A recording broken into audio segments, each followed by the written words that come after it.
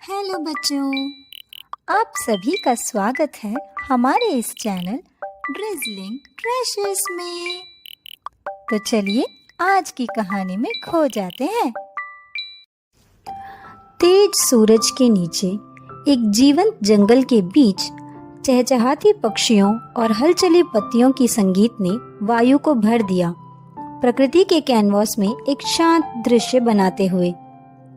इस शांत वन के पेड़ों के बीच कई प्राणी रहते थे, जिसमें प्रभावशाली मोर भी शामिल था, जो अपनी शानदार सौंदर्य और सुंदर प्रतिष्ठा के लिए मशहूर था। मोर की जीवंत पंख उन्हें आकर्षित करते थे। जो भी उसके पास से गुजरता सभी उसकी प्रशंसा करते थे। मोर अपनी सुंदरता के लिए सभी द्वारा सराहना की जाने पर गर्वित और खुश था। फिर भी प्रभावशाली बाहरी रूप के भीतर वह थोड़ा सा दुख था। अपनी सुंदरता के बावजूद मोर को थोड़ा सा दुख होता था कि वह कौवा या तोता की तरह तेज और आसानी से उड़ नहीं सकता।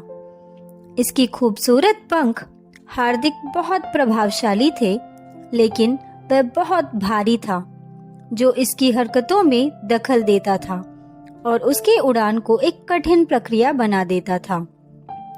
जब मोर एक आसान और तेज उड़ान के लिए बेहद चाहता था, तो वह थोड़ा उदास हो जाता था।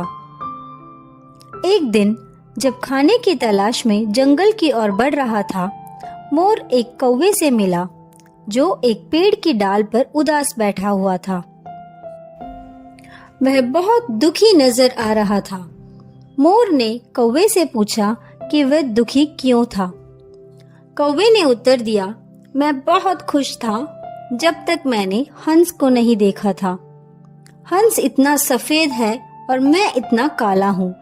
हंस को देखकर मुझे लगता है कि हंस दुनिया का सबसे खुश पक्षी होगा।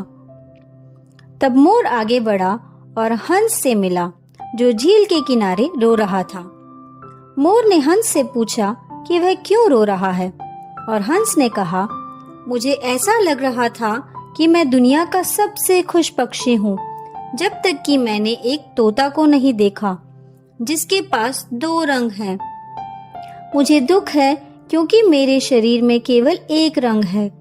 मुझे लगता है कि तोता सृष्टि का सबसे खुश पक्षी है। आगे बढ़ते हुए मोर तोते से मिला, जो एक कोने में चुपचाप बैठा था। जब पूछा गया कि वह दुखी क्यों था, तोते ने कहा, मेरे पास आपकी तरह सुंदर और रंगीन पंख नहीं है। मुझे लगता है कि मैं इस जंगल में एक विदेशी हूँ। इन पक्षियों की बातें सुनकर मोर ने समझा कि उनकी साझा संघर्ष है। मोर ने सभी 3 पक्षियों के जवाबों पर गहराई से विचार किया और महसूस किया कि हर किसी को कैसे आशीर्वादित किया गया है। मोर ने खुद पर हंसते हुए सोचा कि हम हमेशा दूसरों की तरफ देखते हैं और अनावश्यक तुलनाएं क्यों करते हैं। तब मोर ने कौवा, हंस और तोते को अपने चमकदार घर में बुलाने का इरादा किया। वहां एक दूसरे के साथ इतने मजेदार मौसम में उन्होंने एक साथ मिलकर भोजन किया और अपनी दोस्ती के बंधन को बढ़ाया।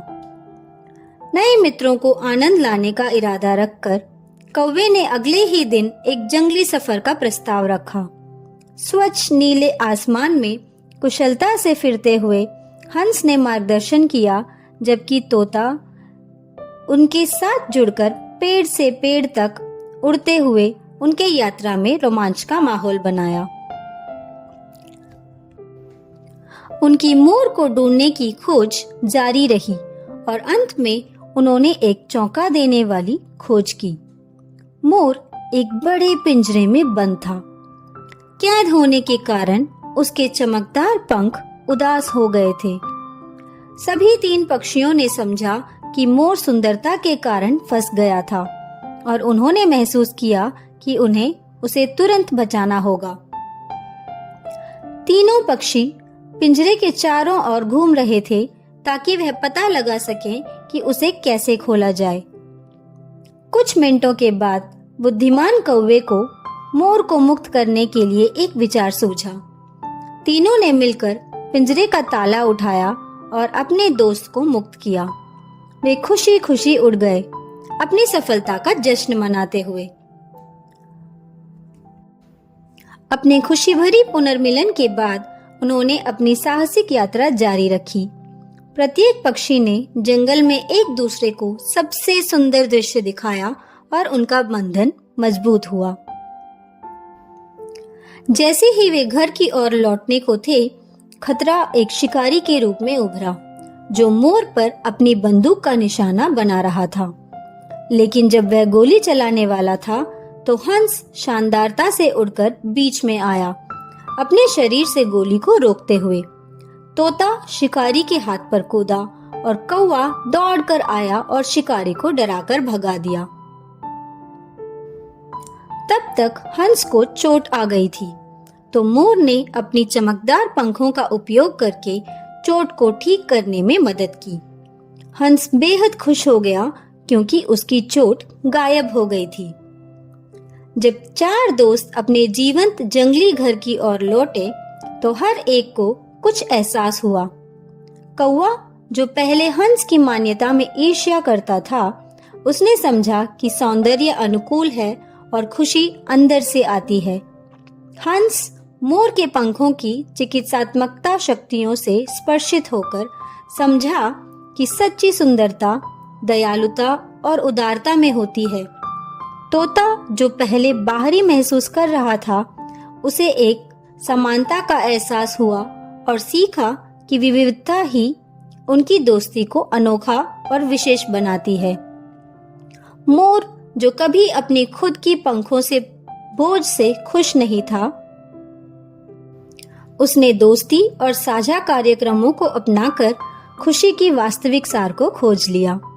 अब तुलनाओं तक ही सीमित नहीं, बल्कि मोर का दिल पहले से कहीं अधिक ऊंचा उड़ने लगा।